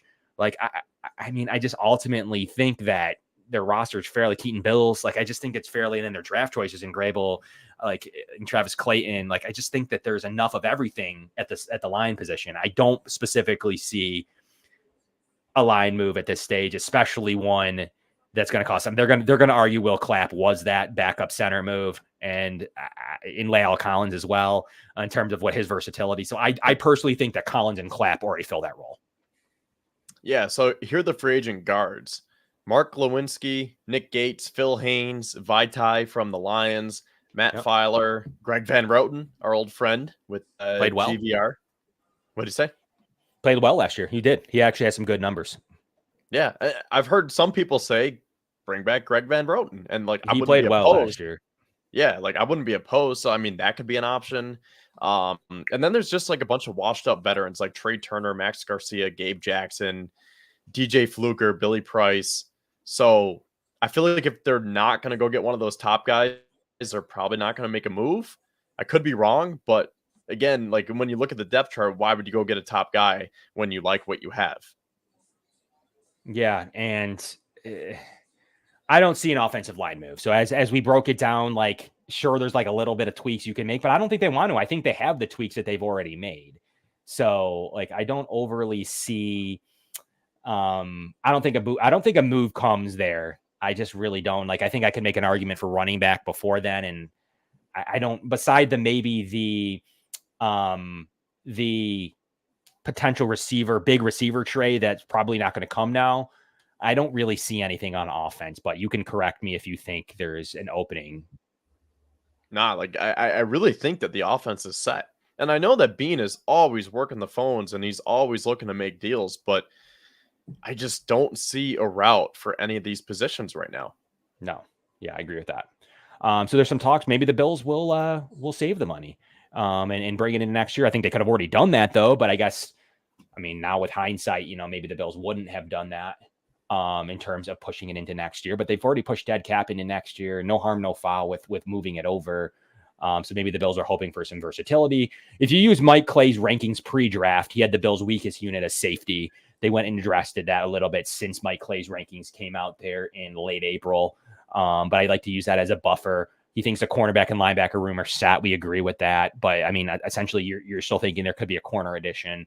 Defensive interior is pretty much set, as we've talked about. O-line, lots of players there, but maybe there's some quality issues there. Tight end set. I mean, there's not a big move to be made except for, Mike Clay thinks maybe edge is more of a possibility than I do. I don't really think that's a possibility post-draft. He came out with his rankings pre-draft right before the draft started. So I guess the cornerback still does stick out to me. I think that with D. Delaney, that kind of solidifies safety. Unless it's Micah Hyde coming off of his free agent / retirement thing that he's on right now, I don't think it's safety. So let's transition back to DB for a minute. I know there were some kind of guys you had there. Let's talk about some of those guys because I personally don't see it on the O-line. Yeah. So once again, as of now, we're out on the offense. I think I'm out on defensive line too for now. Again, that is determined by Von Miller's presence in training camp. So we'll see. So as of right now, you're seeing this process of elimination, how you just keep coming back to the back end of the defense here. You mentioned linebacker. They also drafted Yola Focio. So they have like 8 or 9 linebackers, Joel Andreessen, the local kid. So I'm good there. I'm good with pretty much all these positions, but safety and corner are the two that I think that they could touch up because I think there is an opening for Micah Hyde to make his return because I feel like they've built this to where they say, you know what, we're going to give you as much time as you need. If you want to come back right now, if you want to come back at the end of training camp, like maybe he doesn't want to go through training camp. Maybe he doesn't want to put all that stress on his body. They say, okay, Micah, if you want to come back before we cut down to the 53-man roster, give us a couple weeks notice and we'll make sure we save that spot for you.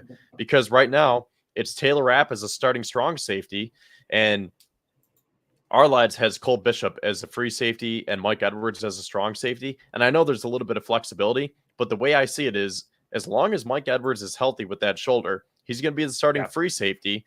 And then Taylor Rapp is the starting strong safety until Cole Bishop is ready to take over. And that could be week 1, that could be week 4, or maybe the end of the year. But I think Cole Bishop is going to, I really think that he's going to show his stuff rather quickly, Yeah, I guess there's Micah Hyde that's about it. Maybe Justin Simmons. I don't think they're in on Justin Simmons, but if they were, they would already have been, but we'll see if something happens there. I just don't see safety. I think D. Delaney was kind of that last. He has a lot of versatility. Delaney's played pretty well in his career. Like he's not great. We talked about him a little bit, I think, in a few weeks ago. I like D. Delaney. So I think he's got to play for this roster. He could knock off DeMar Hamlin. I think D. Delaney is the last spot in that veteran presence. It's a deep unit now post-draft. I mean, it really is. You just listed them off. After the Mike Edwards signing, you went Cole Bishop, D. Delaney, DeMar Hamlin, and you still have Cam Lewis, whatever position he's going to play. Like you still have guys that they like. So outside of, once again, Hyde or Simmons, I don't see safety. I think safety's locked up. So it does continue to come back to corner. Yeah, and I think like free safety could potentially get touched up a little bit because if you have Rapp and Bishop as those strong safeties, like I think that they will, DeMar Hamlin, he's more of a strong safety, right? Yep. So then you have Mike Edwards, who is dealing with that shoulder injury. Then what do you have behind him at free safety? I mean, Cam Lewis can be that free safety. They have him listed as a nickel, so he's kind of like that jack of all trades guy. D. Delaney, I guess. So that's why I feel like there's a slim opening for a free safety. And that's why I think it makes perfect sense where if Micah Hyde wants to come back, they say, okay, cool, the spot is yours. Or if he says, nah, I'm going to hang him up, they'll say, all right, we're going to roll with what we have because we're confident in Mike Edwards. We're confident in Cam Lewis. Yeah, to your free safety point, like I think they have a natural plan if Edwards' injury transitions into the training camps period. I mean, there's a natural signing there. So I think that would be if Mike Edwards isn't able to go. I think that's kind of really where they'll be gearing. But at the same time, I think they're just going to. I still think Cole Bishop's your starting free safety. That's my opinion. I think he's going to play more of the free. And I still think that they're going to take.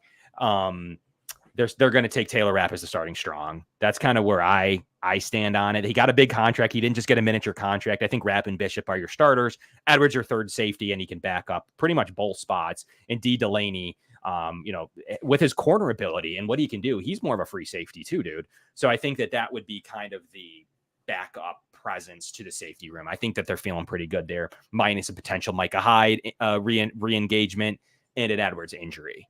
So I think that's kind of where I stand on it. And, I'm looking at Mike Clay's list, and I like looking at his list. So they're potentially like, I haven't kept track of every single corner on the market, especially post-draft. But like you still have guys like I don't know if Steven Nelson signed, but Stephon Gilmore, Akella Witherspoon, as I've mentioned a couple times, Patrick Peterson, as you've mentioned, Xavier Howard, Dory Jackson, he's more of a slot corner. So I wouldn't see that. I really wouldn't go much lower than that, though. Like you talk about Eli Apple and Bradley Roby and JC Jackson. I just don't think those are the guys that are worth competing with Kyer with. So like, I definitely want like Xavier Howard and better, in my opinion. Is that where you stand? Or you still think like throw one of those random vets in there? I think this is kind of opposite of wide receiver. Like if you're going to get another wide receiver, then go for that big fish, right? Like go for that Deebo Samuel. But with corner, I don't think that you need to go get the top dog in, let's just say it's Xavier Howard. This is where I'm okay with throwing a dart and saying, okay, whatever sticks. So that's why I'm fine with a Patrick Peterson or a Akella Witherspoon. A couple other names that I was going to bring up, Chandon Sullivan or Trey Herndon. I think Herndon can make a lot of sense. He's always kind of been that depth corner. He was an undrafted free agent with Jacksonville in 2018. He keeps re-signing these one-year deals, and he has special teams ability as well. So I feel like the Bills could say, you know what, that's a perfect CB4, can play special teams, and him and Kyer can kind of battle it out. He's not going to prohibit that growth from Elam, and there we go. The room is set. So I could see Trey Herndon making a lot of sense as well. Yeah, Chandon Sullivan makes sense to me too. I think Chandon Sullivan's a good one to bring up. Because the age thing. So I think that the Bills are going to be looking, we've talked about it a little bit earlier, the 27-year-old age thing is going to be a good fit for him. 14 total tackles last year, played 17 games for the Steelers, but the 6 passes defense is what sticks out to me. That coverage ability in a Chandon Sullivan may be about what they're looking for in the corner room. So I think you're right. You're probably onto something. I'm sitting here talking about a little bit higher of a level than Chandon Sullivan. But yeah, ultimately, like, okay, then who you talk about? Xavier Howard and Patrick Peterson? Sure, they could go that route. But ultimately, yeah, I wouldn't discount the fact that they could play with that tier with Witherspoon, probably Fabian Moreau, Xavier Howard. Everyone's going to have those guys ranked a little bit differently. JC Jackson, I guess. But I mean, Chandon Sullivan sticks out to me as a player who could make sense here in Buffalo. I like a little bit about his game. I watch a little bit of film on him. So like, he's always kind of jumped out to me. So I think that he's definitely a pretty good coverage guy. He's going to struggle with run, but he's definitely a plus coverage guy. I think they would be signing Chandon Sullivan to play against the run though. So I think he is a plus pass coverage guy. Well, think about it this way. The Bills could have drafted a corner in the first round. Like they could have taken Cooper DeJean. They could have drafted that boundary corner throughout the whole draft. And when we were live on day 3, they did not take one single boundary corner. And we were, at least I was very shocked. They got Daquan Hardy, but he's more of that nickel presence. Backup nickel. And I was like, man, so if they're doing that, I think that almost entrenches Kyer Elam as CB3 because I just think that they are very high on him still and they don't want to give up. And I was going to make this point earlier because someone brought it up. I think Brandon Beane is very hesitant to give up on players now after what happened with Wyatt Teller. Because like to this day, he still talks about how he gave up on him too soon. So I think that if there was going to be another corner added, it would have to be someone who you can sandwich between Elam and Ingram. That CB4, because Xavier Howard, it would almost mean that you're giving up on Elam. Now, I know that Elam can outperform Howard, but based on the contract and the term and the previous statistics and what Howard has done, I just don't know if that's the best fit because I feel like that would be in line with drafting a boundary corner, which the Bills decided not to do. So that's why I feel like you're trying to find more of that mid to bottom tier guy who you can sandwich in between Kyer Elam and Jamarcus Ingram. So sum it all up for me, man. Who are you thinking? Give me a name. Give me your final. I know you mentioned Patrick Peterson. Is that your final? Give me a name where you're going to add to this roster. Well, I'll sum it up this way. I think that corner is the most likely position that the Bills add to. Now, I do think that they could add a defensive end and or a safety, but I feel like those two positions wouldn't come until at least another month or two. So I feel like both of those positions are kind of in that same cluster where it's like, yeah, we could use another pass rusher. Yeah, we could use another free safety or strong safety for that matter. But let's just take it into training camp. Let's see how Von Miller looks. Let's see how Mike Edwards looks. Let's see how Cole Bishop looks. And then if we need to act accordingly, we will with that extra money.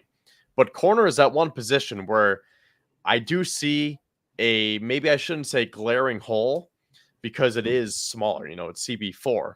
But to your point, you don't want to show up to the playoffs in the divisional round against Patrick Mahomes with Jamarcus Ingram. And that's it. I mean, no offense to Ingram, but you know what I mean?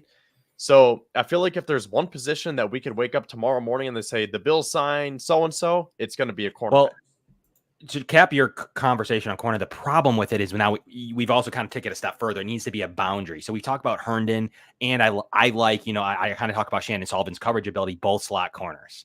So unfortunately, they don't probably fit the bill, especially when you have Hardy as your backup nickel to Taron Johnson. So unfortunately, those two could work, but I don't think they're going to go slot. So are they primarily slot? Like they don't play on the boundary at all? Nope. Neither of them play boundary. I could have sworn that at least, I thought both of them were, but no, if there's no flexibility, then yeah, the one guy would be Akello Witherspoon would be kind of your wide boundary corner availability right now, who played pretty well last year. With the Rams in stretches. Yep, he played pretty well in stretches. This wasn't the best corner in the league, but one thing is he's going to kind of be opposite of Shandon Sullivan, one of the best run defenders at the corner position. So the Bills may find that they like that. So Akello Witherspoon is a guy that kind of jumps out to me after everything we've broken down here on the show, where he fits what they're looking for. I mean, technically speaking, he's toward the top of the available free agents list if you go by that. But yeah, no, for sure. I'm just checking some of the stats now because I'm just making sure that I'm accurate. Yeah, both of those guys are slot corners. I don't know if they can. I haven't studied them in practice to know if they can bounce out to boundary, but Herndon and Shandon Sullivan are slot corners.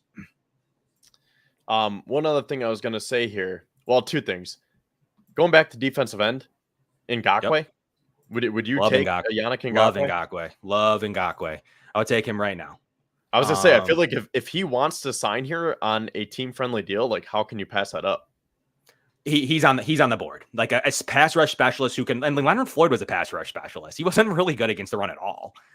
He wasn't. He was a liability. He was a legit liability against the run last year. We see his sack totals, but I mean that's why the Bills may have gone different directions at times, especially when you have Rousseau, who's good against the run. AJ Epinesa too. He was a liability against the run, man. So they could do the same thing with Yannick Ngakoue, and they could say something like, "We just need a pass rush specialist to do that can kind of fill in that sack role." And Ngakoue always gets sacks. Like if that's the thing you're after, like he's an underrated sack guy. Like last year was his first real year, quote unquote, like struggling with his 4 sacks, 9.5, 10, 5, 8, 9.5, 12, 8, like. He ranges 8 to 12 like every single season.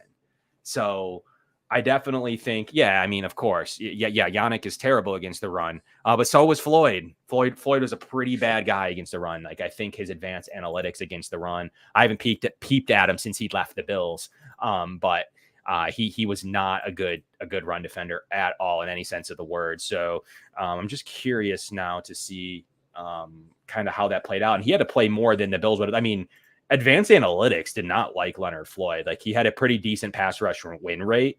But God, he was awful against the run. Well, So while you look at that, I just want to say real quick, I also looked it up. Rasul Douglas turns 30 on August 29th. Mike Edwards just turned 28. So those are the two oldest DBs. The rest are in their mid-20s or younger. A lot of rookies, a couple undrafted free agents. So again, if they want that veteran voice in there, I wouldn't be surprised. I keep coming back to Patrick Peterson. I mean, maybe a Kello Witherspoon. I don't know if he fits from like that veteran voice standpoint, just to be that guy where I'm trying to think of a good example. Because I mean, the wide receiver room, they don't have that, like a Lael Collins. I mean, this really is a youth movement. So like, I could understand why they don't want to go get a 30-plus-year-old corner, but I just feel like it would be very valid. And someone brought up James Bradbury. I don't think he's a free agent, but no. So the Bills, I think maybe they were mentioning via trade. I mean, I don't see how they're going to go trade for a starting boundary corner. Like, he's also, I read just the other day, he's taking reps at safety. So, I mean, I don't, sure. I don't see how they're going to do that, but like, I guess like anything's possible. So, okay. Spin is like very against a corner, and I just don't understand why. Like, why would you not want to add depth and competition? It doesn't mean that he has to make the roster. And I'm not saying that he's going to be a Pro Bowler and he's going to, take off the snaps from Kaiir Elam and he's going to demand, I want to be a corner one, give me all this money. But like, why would you just not want to round out the roster if you can? You know what I mean? Like, if there's someone there that can help your team, then do it. Yeah, I have an underrated. Like, I think that like Xavier Howard's going to have to take a team-friendly deal. So he's an underrated guy who's been really good in this league. He's a guy that can be a corner one, but doesn't need to be. Like, he's interesting to me. Like, I've always liked his game. Like, he struggled a little bit lately, but he's definitely a guy that's jumped out to me as like, he's kind of in the mold of like a player that I think the Bills could consider because of his upside, especially in an injury situation. So, I mean, seems to always be injured himself. But he's stayed fairly healthy, plays wide corner, 6'1", 203, 30 years old. So kind of right in that Rasul Douglas age range. Knows the Dolphins. Like, I think there's some pros to Xavier Howard. I think he's officially done receiving real money. So, would you be okay with that if that means that Kaiir Elam essentially gets demoted to CB4? If Brandon Beane thinks that that's a viable upgrade and he's his draft choice and he traded up for him and he still wants to go get Xavier Howard, that would signal to me that it's not just a Kaiir Elam move. It's like we want to add competition to this starting unit because he would potentially compete against the starters there. So I think that makes a lot of sense to me. In that guys, but I mean, if Brandon Beane disagrees, Brandon Beane might disagree with us at corner. He may say something like, "Dude, we really like what we have in Ingram. We really like what we have in some of our undrafted free agents in these roles that we're talking about. Like, they might like Kyron Brown as he's shown out at times in camp. We may like him as our veteran guy. Lovely is a guy, college free agent that has shown to have some talent. So maybe we're sleeping on a couple of their guys, and then Cam Lewis can play a little bit of everything in the defensive backfield. So Daquan Hardy and Cam Lewis are already going to eat up some roster spots. Taron Johnson's obviously the starter. Douglas, obviously Douglas, Benford, and Elam. And the next thing you know, maybe they feel fine with Lovely versus Ingram for that final potential roster spot. And it may even go to Cam Lewis and Hardy anyways. They may only have 3 boundary corners.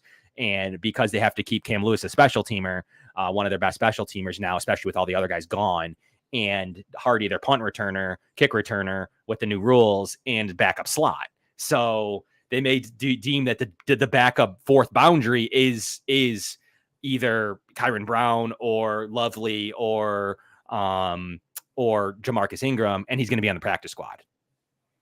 3 comments. First of all, it's not that I don't like Ingram. I just am not satisfied. Like, if you're going to you're getting hit hard on your corner breakdowns right now, Kevin. Yeah, I guess so. I mean, I really think it's popping out. You know what I mean? Like, there's not an easier route to make this roster than at corner. So, like, to the people that don't understand it, like, I don't understand why you don't understand it, you know? And like Spin says, if you want to add a CB, go get a CB2. But why would you do that? Because then you're blocking Benford and Elam. So if you don't want to block Elam, why would you want to block Benford? So that's why it's like you just get someone on the back end. Like, I didn't think a CB4 would be that controversial. Yeah, I mean, because I think you got to look at it like, at least on the corner front, like, it's still corner 5, though, technically, right? I mean, boundary corner 4. If it makes it better that Patrick Peterson starts below Jamarcus Ingram, if people will sleep better at night, sure. We'll say Patrick Peterson is CB5 and Jamarcus Ingram is CB4, and then the 3 of them with Kyrie Elam can battle it out, and then we'll put the depth chart together come September. How about that? Yeah, I mean, whatever helps people, I guess, is what's the most important thing.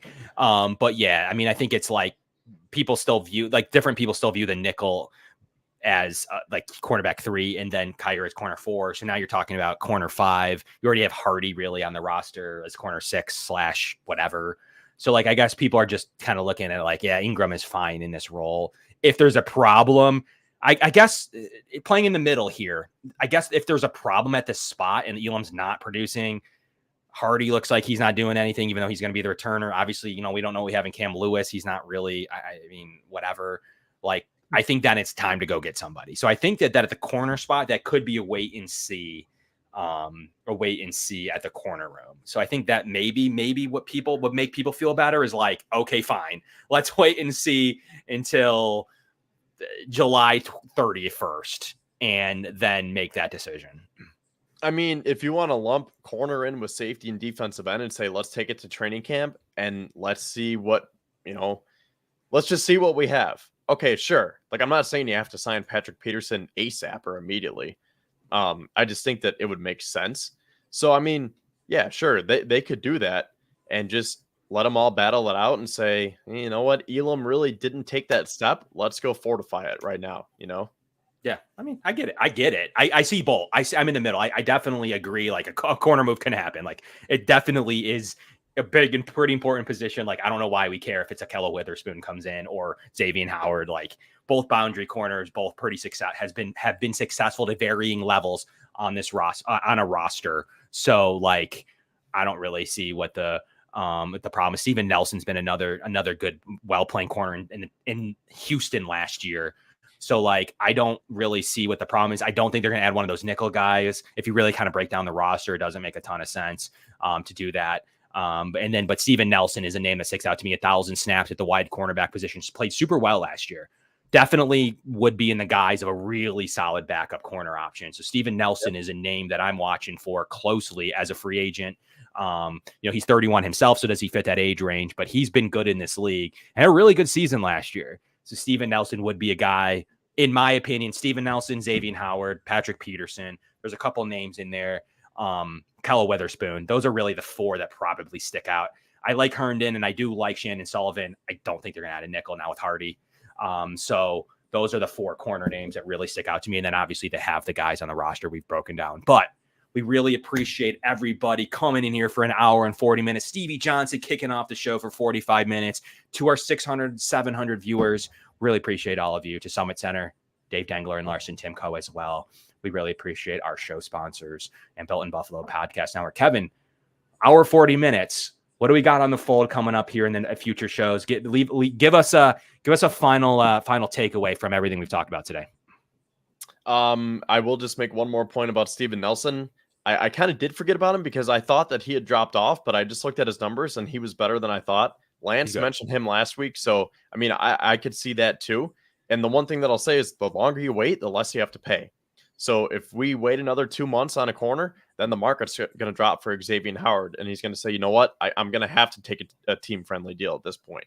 So if we could all meet in the middle tonight, maybe that's like the common middle ground is that you wait.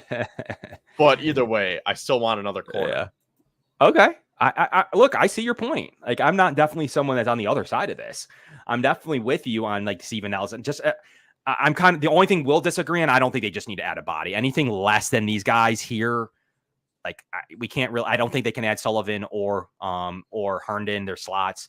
So anything below those four guy range, I don't really care. So I'm not going to be mad or anything. I don't think they need to take away snaps to make sure that they get another guy lower than that. But if it's one of those guys like Steven Nelson, potentially Kella Witherspoon, Patrick Peterson, he's playing a little safety now. So like it really does depend which way they go with this thing. But I don't really want much lower than that. Those guys have kind of been the cap to me on what they're looking for. I think they're fine if they're trying to get super low. But we really appreciate everybody tuning in here on the Going Deep Buffalo podcast. A lot of great action. Had a great start to the show. And to all of our viewers, we really appreciate you coming on here on our time slot Wednesday at 8. We know there's a ton of other options. To our on-demand listeners, we appreciate you guys as well. And we'll see you guys all around. We'll post up some of our clips, some of our thoughts from Stevie, and always from some of the best content we hope to produce throughout the summer as we get into training camp. Be there as well, and extras. So from everybody here at the Going Deep Buffalo show, from Kevin, I'm Kevin. We appreciate you guys. Thank you so much for tuning in for about an hour 45. Thank you guys. Go Bills.